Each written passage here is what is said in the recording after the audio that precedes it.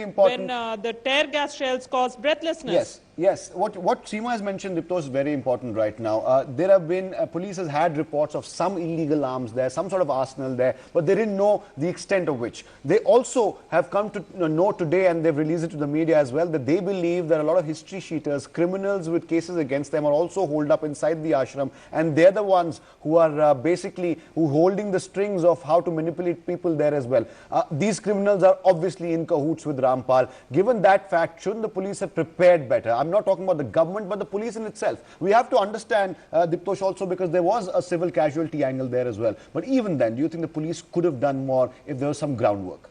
You know, the first question which all political parties, including Mr. Shergill's Congress, need to answer is why was there no intelligence tap on these militia-based cult figures which have been storing arms, collecting arms and building up militias in their campuses for quite some time. This has been happening since 2004, 2006. In 2006, the then Congress government of Haryana did pick up Rampal for 22 months and put him behind bars.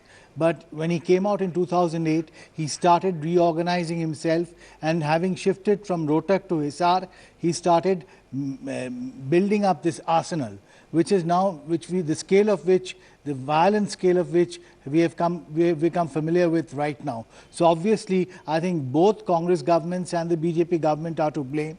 They have miserably failed in reading the political temperature and in understanding that these godmen have gone absolutely out of hand. Very good point. Jaiveer Shergill, we heard Mr. Hooda, your former Chief Minister of the state, come out yesterday and saying that when it happened in Sirsa, our government handled it perfectly. We found the middle path. But he's also talking about our back channel talks with the Sirsa godman. There had to be, issued some requests to these people. Now we understand the Qatar government is sending emissaries for two-channel or back-channel talks with these people. The Haryana government, for God's sake, have slapped sedition charges against this man. He's a traitor on the run right now. Why do we need back-channel talks with such a man?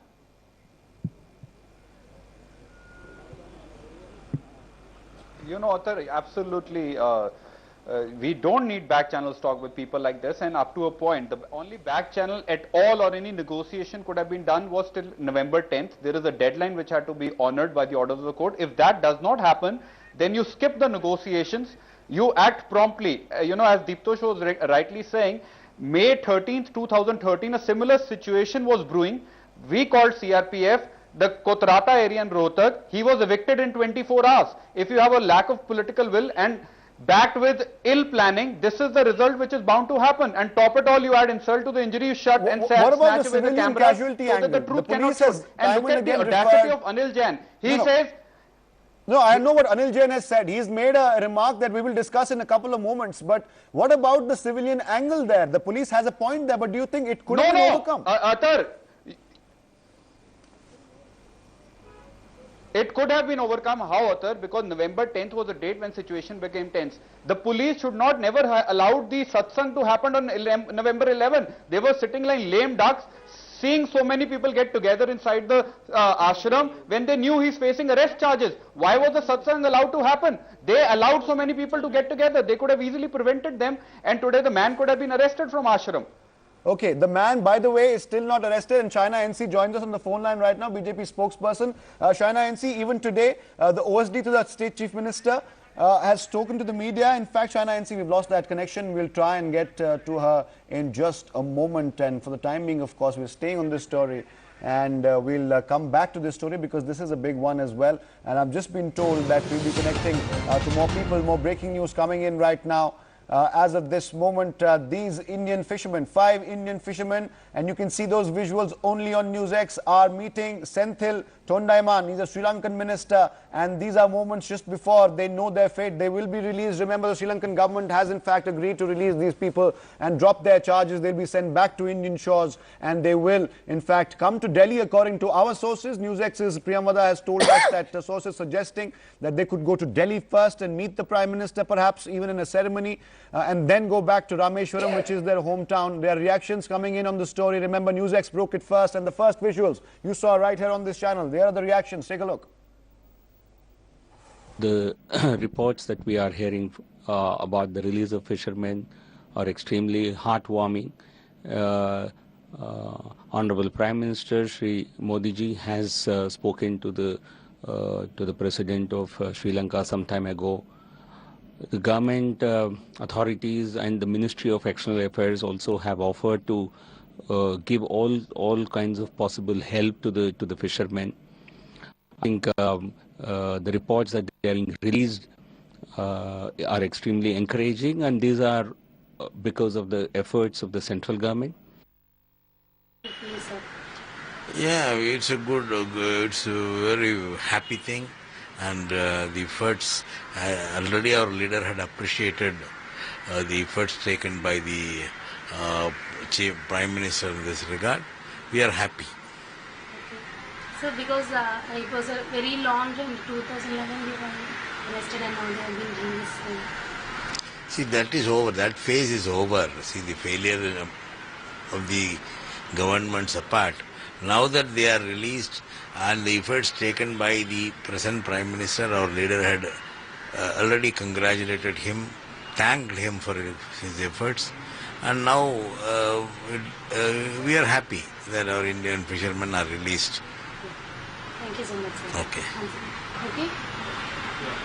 All right, Priyamada joins us for more on this on the phone line right now. Priyamada, reactions coming in, cautious reactions by the DMK at least. The BJP in the state already taking credit for it. Tamilia Sundarajam saying that this is all because of the efforts of the Prime Minister. Great victory for the NDA government, no doubt, but it remains to be seen how political parties in Tamil Nadu are going to try and milk this.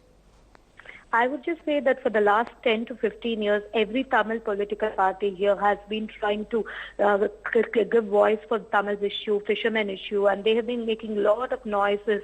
And looks like, end of the day, Narendra Modi has walked away with the trophy, because I just spoke to some of the family members who don't have words to thank Prime Minister. They want to meet him and they want to thank the BJP government for it. Before the elections and after the election, Sushma Swaraj had visited the fishermen hamlet here in Tamil Nadu in Rameshwaram and had promised that this issue will be solved at a diplomatic level. And that's exactly what happened. When the death sentence was awarded, there was so much noise made by the political parties, DMK, ADMK, all of them, demanding the central government to act. And finally, the central government has acted, and they are happily walking away with the credit. And this, I think we have to read it more, not just about the release of the fishermen, but a lot of political angle to this, not just in Sri Lanka, India, but also in Sri Lanka. For both Rajapakse and Narendra Modi, it is seen as a victory. And especially for Rajapakse, ahead of the elections, he's going to face the election for the third time. Ahead of that, to reach out to the Tamil areas in Sri Lanka, it would be quite helpful for him. Also, there is strong anti-India sentiments, so there would also always be the thought that Sri Lanka had taken strict action against Indian fishermen who are involved in smuggling. Right. Back in India, for Narendra Modi, it's a brownie point for him among the fishermen coastal areas here in Tamil Nadu, which will help the BJP to make inroads into the state. Oh, absolutely. Priyamada, now there is a situation seems to be developing in Tamil Nadu. We'll come to that and talk to you about that in just a moment. Before that, we'll go across to Suman Sriraman, who's joined us on the phone line right now. Suman Sriraman, there is this situation developing now. On one hand, Modi is going to claim a big victory. The fishermen families are already thanking him, like my colleague Priyamada told us. On the other hand, there is some excess baggage in the Rainbow Coalition, which is making noises that that is embarrassing the NDA, embarrassing the government there as well. How do you think the NDA government can and will tolerate and, in fact, tackle Mr. Vaiko and company? Yeah, I think first of all, the government deserves kudos for having used all its diplomatic pressure and taking up the issue of the fishermen at the highest level and ensuring that they got that they were released. So I think that is definitely going to be viewed very positively by the people of the state, and so that is a welcome development. The second part, obviously, what do they do with Mr. Vaiko? I think this is a question that has existed for quite some time. And I personally feel that they would already have got a plan in place where at some point they would have to jettison him from the NDA. The question is, what is the line which has to be crossed? Because Mr. Vaiko has been absolutely having a consistent position as far as the LTT support is concerned, or his support to the LTT is concerned. It's not something that came yesterday or today. It's something that he has maintained for 20 years. So, if the NDA had problems with it earlier, right, they should not have allied with him. But right now, I'm very, very sure that they're not going to be partners for a very long time. It's going to be extremely untenable. All right. So Suman, stay with us because we're going to flip between you and my colleague Priyamada back and forth. But before I do that, I have a question for Priyamada. I must announce that we have opened our phone lines right now. All the viewers watching in, especially from Tamil Nadu, do engage with us. The numbers are flashing on your screens right now. Do call us and tell us what you know and what you think of this story. 5 Indian fishermen, just for your benefit, have been released. They're meeting Senthil Thondamayan, Sri Lankan minister. As of now, you can see those visuals only on NewsX on the left side of your screens right now. It's a big victory for Narendra Modi, and politics, remember, will be played even after these 5 Indians have been released and are back home in Rameshwaram where they belong. In Priyamada, let me come back to you right now and ask you what Suman Raman said today right now. There seems to be a situation developing in Tamil Nadu. On one hand, it's a great victory for Narendra Modi, and like you mentioned, the fisherman family is there and the common Tamilian is happy that these 5 men are returning home. But there are people who are playing politics right now, or even now as we speak. Do you think parties in Tamil Nadu, especially MDMK and to a large extent DMK as well, which is being very cautious right now and taking a very middle path on this, do you think they will in fact try and wait and see the kind of reactions common Tamilians give to the story of 5 Indians being freed before they take a stand on this? Well, absolutely, they will wait and see. But then the common sentiment, at least what I'm gathering from the coastal areas, is all praise for the central government, because this has never happened. It happened they were arrested in 2011. It's been more than 3.5 years. Not even a single action was taken. Not even a lawyer was engaged from the NEA side. But only now, after of course, the Tamil Nadu government lawyers were fighting, but only now the government stepped in, NEA stepped in and tried to help them. So obviously the mood changes.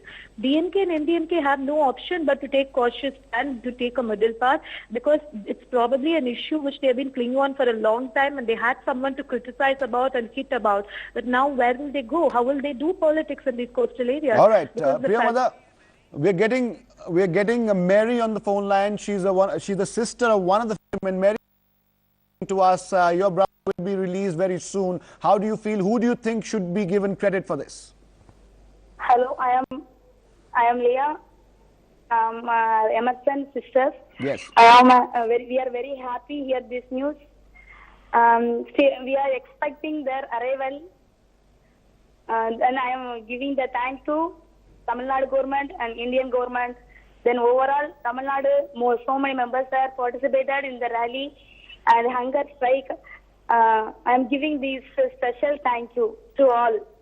All right, so you say you thank the Tamil Fishermen Association, you say you thank the state government and the Indian government at the center as well. Mary, very, very simple question to you. Who do you think deserves the credit for bringing your brother back? Do you think it's the country as a whole, or is it one particular entity that you're talking about? Oh, sorry, I don't know this answer. Okay, Mary, but many thanks for joining us, really. Mary is thanking the people who sat on a hunger strike, state government of Tamil Nadu and the Indian government at the center, all for bringing her brother back. And who can blame her, really? She must be relieved that Emerson is coming back. Our first caller from Chennai, Mr. Rangan, is on the line. Mr. Rangan, go ahead. Yeah, good evening. Good evening. We are really happy. It is really a big victory for the central government and personally to Mr. Modi. Right, so you believe it was Mr. Modi's efforts that brought these people back? Yes, it is a big diplomatic victory by the central government. All right, Mr. Rangan, what do you say to those people who are still trying to play politics over it? Who?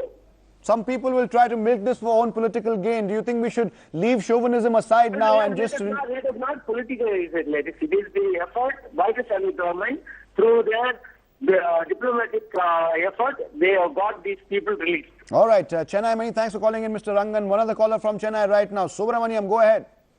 Yes, sir. See, now Mr. Modi, our Prime Minister, has proved that he's a man of action. He doesn't talk too much. He proves that I will do it everything in action.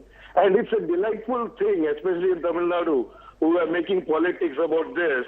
The MDMK and all, Vaiko, Vijaykanth, etc., even the DMK, they were doing politics on this.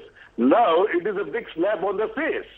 Though, and I'm very happy that he is proving himself, not just talking. So we need a PM like this, and God bless him. All right, Subramaniam, there. Many thanks for calling in from Chennai. Two callers from Chennai, really. And another caller right now from Chennai. The third caller's name is Suman. Go ahead, Suman.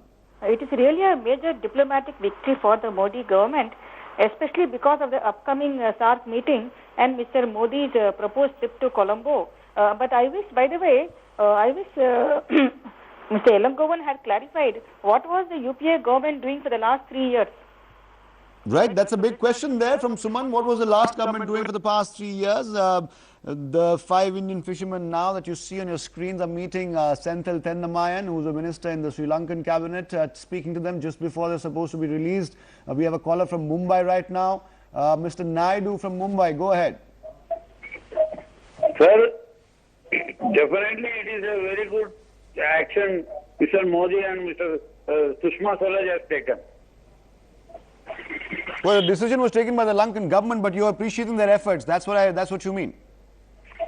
Hello. Yes, Mr. Naidu, we heard you and got your point. Many thanks for calling in. Another Chennai caller, Vijay this time. Go ahead, Vijay. This Tamil political party is only making politics out of Sri Lankan fishermen and all these things.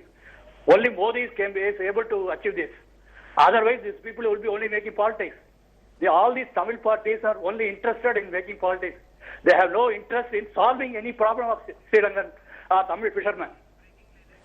All right, we'll ask more callers to call in and we'll take your calls. Before we do that, there is some breaking reaction on this story. The DMK now thanks the Modi government over the fishermen's release. There's a statement that has come out of the Dravid Muneta Kadagam. Now they say it's all because of the Modi government and their efforts that the fishermen have been released. Take a look at this reaction. We'll go back to callers after that.